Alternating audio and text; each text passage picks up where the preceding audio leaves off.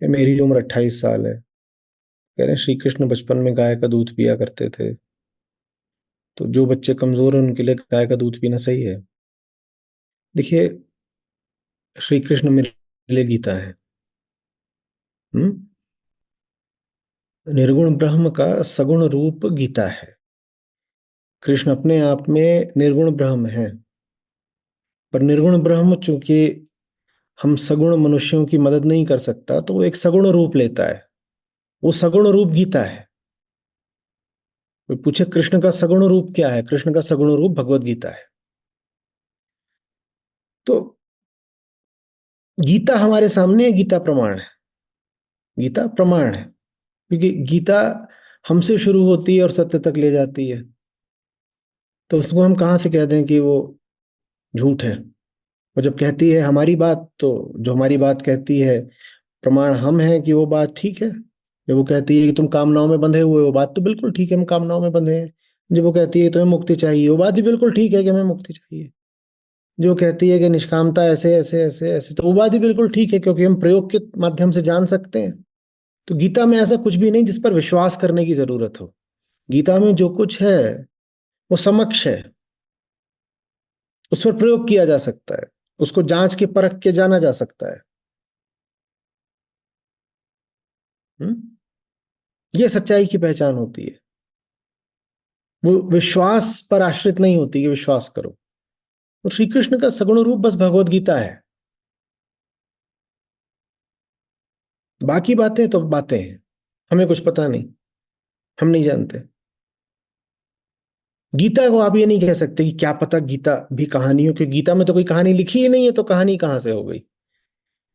गीता में तो तथ्य और सत्य का वर्णन है। तो कोई कहानी तो दी नहीं जा रही ना। तो हमें गीता से सरोकार है। समझ में आ रही बात? ये क्या जो बच्चे कमजोर हैं उनके लिए गाय का दूध पीना सही है? ये डॉक्टर बताएगा। हमको तो ये पता है कि दुनिया के जिन देशों में दूध की खपत कम होती है प्रति व्यक्ति, उन देशों में बहुत सारी बीमारियां हैं जो कम होती हैं। ये बात आपको तार्किक भी लग रही होगी। किसी दूसरी प्रजाति का दूध आपका बच्चा पिएगा, उसके लिए कैसे ठीक हो सकता है? ये ऐसी सी बात है कि आप किसी दूसरे ग्रह की हवा से सांस ले लें। वो हवा आपके लिए बनी ही नहीं है।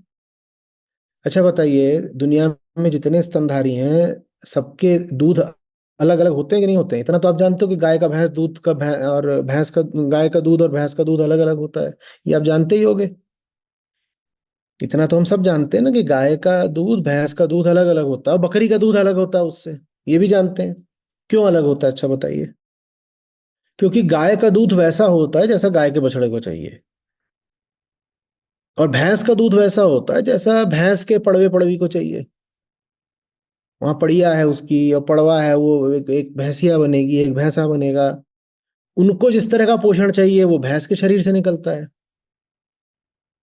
और गाय का बच्चा है, वो आगे बछिया है, वो बड़ी होके गाय बनेगी। बछड़ा है, वो बड़ा होके सांड बनेगा अगर हमने उसे छोड़ दिया तो।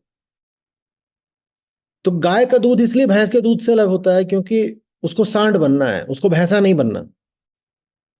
उसको सांड बनना है, इसलिए गाय का दूध भैंस के दूध से अलग होता है। और बकरी का दूध और अलग होगा, और शेरनी का दूध और अलग होगा, हथनी का दूध और अलग होगा, ऊँटनी का दूध और अलग होगा। सबका दूध सिर्फ उनकी अपनी प्रजाति के लिए सही होता है। तार्किक है कि बात नहीं? वरना सबको एक सा दूध आता।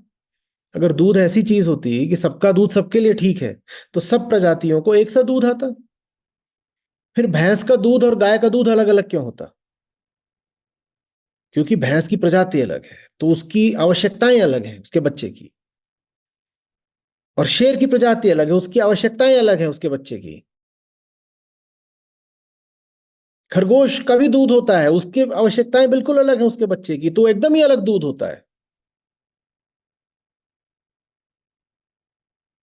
बात समझ रहे हो ना? मनुष्य के बच्चे के लिए मनुष्य की माँ का दूध होता है। और जो मनुष्य की माँ का दूध है, वो आप बछड़े को पिलाओगे तो बछड़ा कुपोषित रह जाएगा। रह जाएगा कि नहीं? सोच के देखिए। आप मनुष्य का दूध बछड़े को पिलाना शुरू कर दो तो बछड़ा बहुत कमजोर हो जाएगा। क्यों? क्योंकि मनुष्य का दूध बछड़े के लिए है ही नहीं, तो बछड़े को नुकसान कर जाएगा। वैसे ही गाय का दूध मनुष्य के लिए है ही नहीं, वो मनुष्य को नुकसान कर जाएगा, करता है। अब बस हमने उसकी लत लगा ली है, तो लत लग गई है तो लग गई है।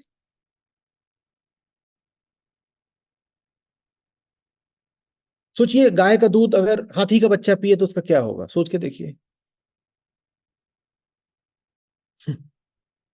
गाय का दूध खरगोश का बच्चा पिए उसका क्या होगा, सोच के देखिए। इतने ही नहीं, सब प्रजातियों को दूध की आवश्यकता अलग अलग अवधि तक होती है। इसीलिए शेरनी जितने दिन अपने बच्चे को दूध पिलाती है वो अलग होता है, और भैंस जितने दिन अपने बच्चे को दूध पिलाती है वो अलग होता है। उसके बाद अपनी भी प्रजाति का दूध पियोगे तो नुकसान कर जाएगा। पहली बात तो दूसरी प्रजाति का दूध तो करता ही है नुकसान। अपनी भी प्रजाति का दूध प्रकृति ने व्यवस्था कर रखी है, भाई इतने महीने तक तुम्हें तुम्हारी माँ का दूध चाहिए। तुम शेर के बच्चे हो, तुम्हें शेरनी का दूध इतने महीने चाहिए, उसके आगे पियोगे तो परेशान हो जाओगे। तुम ऊंट के बच्चे हो, तुम्हें ऊँटनी का दूध इतने महीने चाहिए, उसके बाद पियोगे तो परेशान हो जाओगे, तो ऊँटनी को दूध आता ही नहीं उसके बाद। वैसे ही मनुष्य के बच्चे के लिए व्यवस्था है। तुम्हें जो दूध चाहिए वो तुम्हारी माँ को आएगा, और जब तुम्हें दूध नहीं चाहिए, माँ को दूध बनना बंद। उसके आगे पियोगे तो गलत है, तुम्हारे शरीर के लिए गलत है। ये साधारण सी बात, एकदम साधारण सी बात हमारी बुद्धि में क्यों नहीं उतरती? 60-60 साल वाले दूध पी रहे हैं, तुम शिशु हो, तुम स्तनपान कर रहे हो। दूध तो वो जो माँ से पिया जाता है। 60 साल 80 साल के बुढ़े, तुम दूध पी रहे हो, तुम स्तनों से लटकोगे, तुम कब्र में लटके हुए हो। दूध जो शिशु के लिए होता है वो एक बुढ़ा पी रहा है। और फिर हमको समझ में नहीं आता, हम इधर उधर की बातें करते हैं कि हमारे यहां से हमने कहानी सुनी थी दूध की, उसकी कहानी सुनी थी दूध की। कहानी तो कहानी है, कृष्ण मेरे लिए गीता है।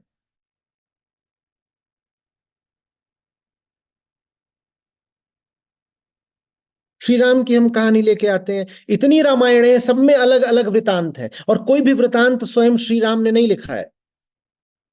वृतांत तो लिखने वाले पर आश्रित है, वो लिखेगा अपने हिसाब से। 100 रामायणें हैं, और 100 के 100 में 100 तरह के अलग अलग राम हैं, और पूरी घटनाएं ही सब अलग अलग हैं। माने 100 की 100 एक दूसरे से मेल नहीं खाती है, कुछ तो गड़बड़ चल रही है भाई।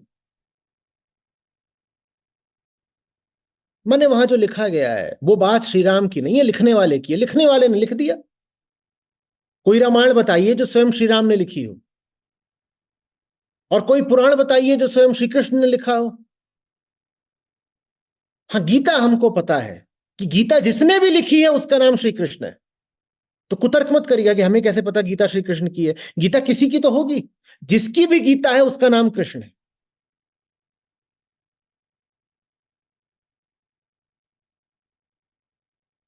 जब गीता सामने है तो गीता से सीखिए ना, गीता ही सगुण कृष्ण है। या तो कृष्ण को मानिए निर्गुण निराकार ब्रह्म, और नहीं मान पाते, आपको श्री कृष्ण के सगुण रूप की पूजा करनी है, तो श्रीमद् भगवत गीता सर पे रखिए, पूजा करिए, कहानियों में मत उलझिए। कितनी अश्लील बात है ना, फिर सोचिएगा आपकी क्या उम्र है।